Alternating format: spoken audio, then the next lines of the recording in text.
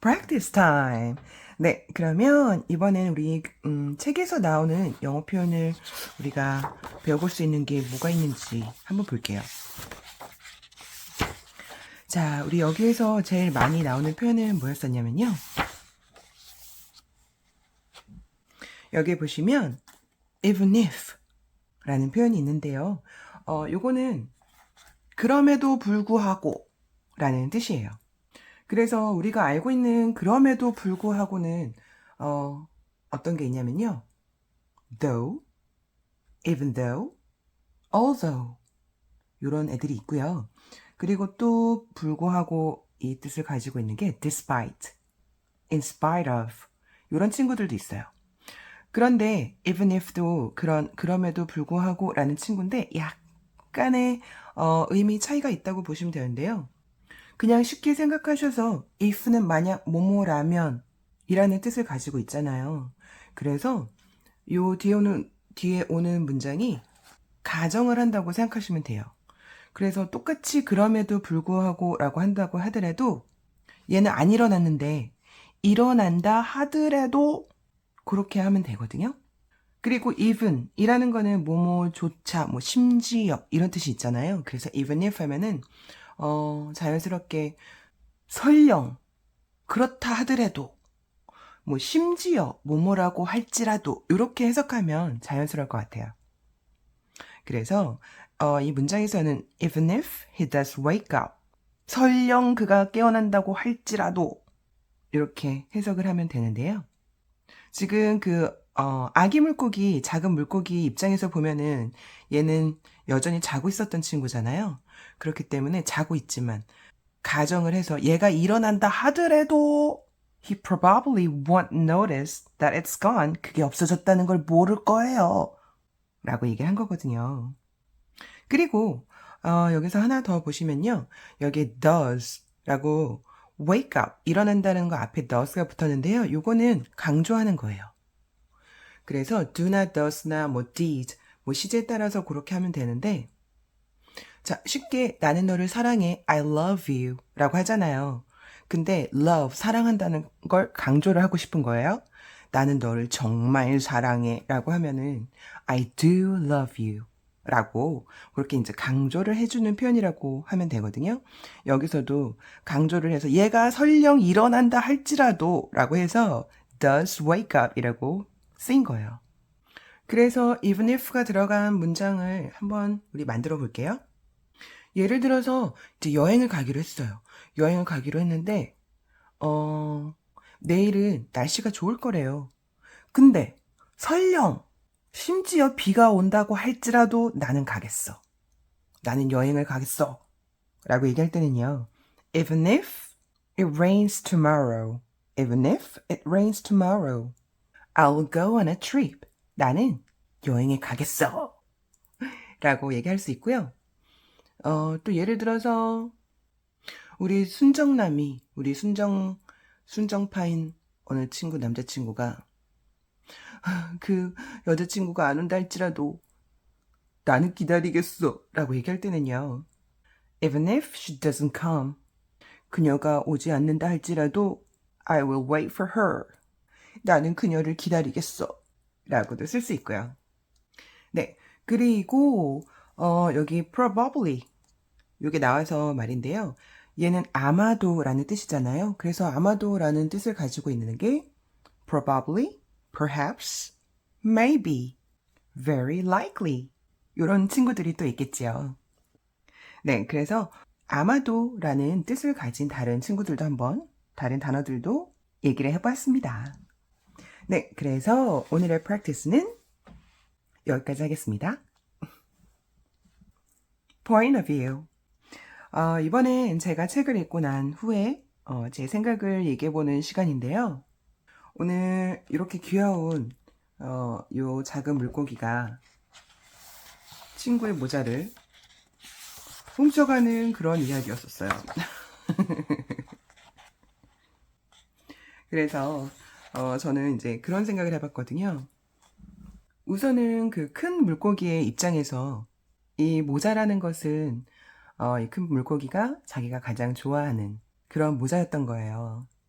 물론 다른 물고기, 작은 물고기의 눈에는 그게 크기도 작고 그 친구 기준에서는 이 큰 물고기한테는 그게 필요 없을 것 같고 어울리지 않을 것 같고 뭐 이런 생각이 들었겠지만 어쨌거나 이 큰 물고기만의 그런 소중한 물건이었는데 저는 그 모자를 어떤 특정한 물건이 아닌 우리가 눈에 보이지 않는 물론 물건일 수도 있겠지만 음, 물건이 아닌 개념들 있잖아요.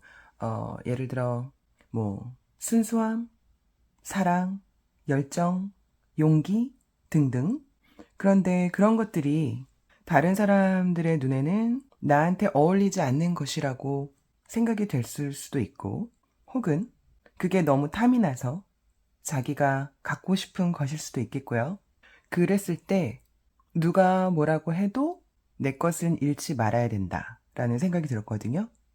예를 들어 내가 나이가 10대건 20대건 50대건 60대건 상관없이 나에겐 어떠한 순수함이 있는데 그게 내 주변에서 내 환경에서 너한테는 어울리지 않는 것이라고 할지라도 그걸 아무도 뺏어갈 수는 없다고 생각을 하거든요.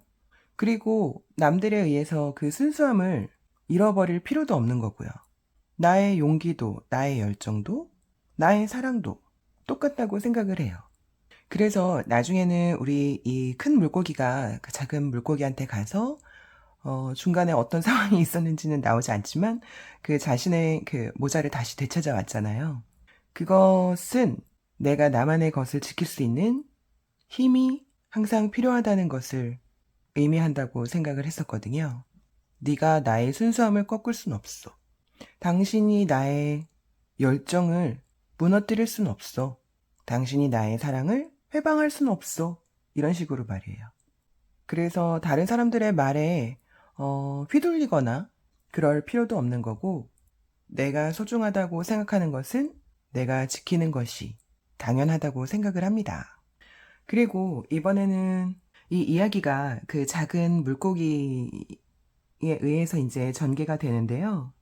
이야기 처음부터 작은 물고기는 이 모자는 제 거가 아니고 제가 훔친 거예요. 라고 얘기를 하면서 시작을 하는데요. 이게 뭐야? 훔쳤어? 이러면서 이제 시작을 했잖아요. 근데, 저는 그 작은 물고기를 보면서도 안타깝기도 하지만, 중간에, 어떡하지? 이미 쟤는 다 알고 있는데, 어떡하지? 잡히면 어떡하지? 하면서 그 어느 순간 작은 물고기를 응원하는 마음도 조금 잠깐 생겼었어요. 근데 나중에는 제가 그런 생각을 해봤거든요. 우리 큰 물고기가 작은 물고기한테 자기 모자를 다시 가져왔을 때, 뭐 치고받고 싸우면서 막 이러면서 가지고 왔을 거라고 생각은 안 해요. 물론 이제 그거는 어, 여러분들의 상상이니까 어떻게 다시 가져왔는지는 그렇겠지만 아마 큰 물고기도 작은 물고기에 대한 어, 큰 너그러움이 있었기 때문에 조용히 뒤쫓아가서 싹 가지고 다시 찾아온 게 아닐까. 그래서 보면 이 모자를 가지고 있었던 그러니까 모자의 원래 주인은 큰 물고기로 표현이 됐고 그 모자를 훔쳐간 물고기는 작은 친구로 이제 표현이 됐는데 우리가 어떤 상황에 화가 나거나 억울하거나 열받거나 슬프거나 분노하거나 이런 어떤 상황에 직면했을 때 상대방에 대한 마음을 푸는 가장 좋은 방법은 측은지심. 네. 나보다 약하니까 저러는 거겠지. 나보다 어리석으니까 저러는 거겠지. 그래서, 정상적인 사람으로 놓고 보면 솔직히 그 화가 잘 가시지 않거든요. 근데, 근데 좀 어딘가 아픈 사람이라고, 조금 부족한 사람이라고, 모자른 사람이라고 생각을 하면, 어, 조금 더 마음을 풀기가 쉽더라고요. 아휴, 아프니까 저러는 거겠지. 그러니까 그 아픈 거에는 어, 본인이 자격지심이 있어서 나한테 저러는 거겠지? 내 마음을 갖고 싶은데 내가 주지 않으니까 저러는 거겠지? 저 사람의 마음은 약하니까 저러는 거겠지? 이런 식으로 상대를 아프거나 상대를 그런 눈으로 바라봤을 때 내 마음이 더 쉽게 편해지고 편안해지고 평온해진다는 거를 알았거든요. 그래서 이 작은 물고기를 제가 그렇게 응원하는 모습을 제 자신을 이렇게 발견하면서 그 작은 물고기에 대한 동정심이라고도 할 수 있고 그 어리석음을 보면서 다치지 않았으면 하는 바람이 들고 그래서 우리 살면서도 그 상대에 대한 그런 시각을 가지고 있다면 굳이 재판까지 가지 않더라도 서로 마음 편하고 지혜롭게 해결할 수 있는 방법이 있지 않을까. 그런 생각을 해봤어요. 그리고 제가 그 며칠 전에 네이버에서 신문 기사를 읽었는데 그게 어느 분이, 어느 사람이 한 10년, 10여 년 전에, 13년 전에 이제 친형과 다투다가 살인을 저질렀다는 그런 기사였어요. 근데 그 당시에는 범인을 찾지 못한 그런 미제 사건으로 이제 되어 있었는데 이 사람이 살다가 자기가 하루도 마음 편할 날이 없었다면서 그렇게 자수를 했다고 그런 기사를 봤는데요. 그때 들었던 생각은 다른 사람은 다 속일 수 있어도 내 자신은 속일 수가 없다라는 거였죠. 여기에서도 이 작은 물고기가 그 모자를 훔친 걸 성공했다 한들, 그리고 그게 작은 물고기가 훔쳤다는 걸 아무도 몰랐고, 아무도 못 찾았다고 한들, 작은 물고기 그 자기 자신은 속일 수 없었을 거라고 생각을 합니다. 그래서 우리가 어렸을 때 유치원에서 학교에서 남의 것은 뺏으면 안 돼요 라고 배우지만 사실 남의 것을 뺏었을 때 가장 불편한 건 나라는 걸 알게 되는 것 같아요. 왜 도둑이 제발 저린다고 하잖아요. 근데 이 아름다운 세상을 좋은 마음으로 행복하고 즐겁게 살아야지 어떤 그러한 기억으로 그러한 죄책감으로 평생을 살아간다면 정말 너무 끔찍할 것 같아요. 그래서 제 이야기를 마치며 우리 제일 마지막에 우리 큰 물고기의 이 평온하고 편안하고 행복했던 모습처럼 with a hat, 모자를 여전히 쓰고 있는 이 모습처럼 우리 여러분들께서도 마음 편하게 행복하고 즐겁게 보내는 날들이 더 많았으면 좋겠습니다. 그래서 오늘은 This is not my hat. 이건 내 모자가 아니에요. 라는 책을 읽어보았는데요. 긴 시간 함께 해주셔서 감사드리고요. 즐거우셨다면 구독, 좋아요 눌러주세요. 그럼 다음에 또 만나요. Goodbye.